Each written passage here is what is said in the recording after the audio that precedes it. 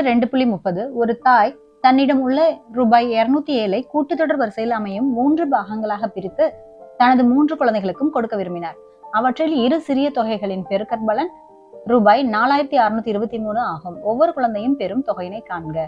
Okay, so இதுல பாருங்க என்னென்ன இன்ஃபர்மேஷன்ஸ் கொடுத்துருக்காங்கன்னா, ஒரு அம்மா வந்து தன்னுடைய கையில இருக்கக்கூடிய 207 ரூபாயில கூட்டுத்தொடர் வரிசையில் அமையுமாறு.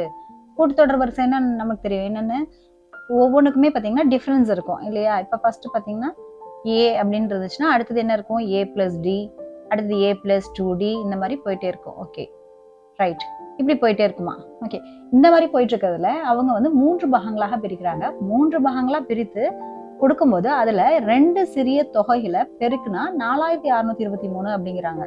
ஓகே, அப்ப 3 பாகமா பிரிக்கிறாங்க அப்படின்னாலே இந்த மாதிரி கொஸ்டின்ஸ்க்கு நீங்க என்ன மாதிரியான கூட்டுத்தொடர்ல அடுத்தடுத்த உறுப்பை எடுத்துக்கிறீங்க அப்படின்னா, ஸோ ஏ மைனஸ்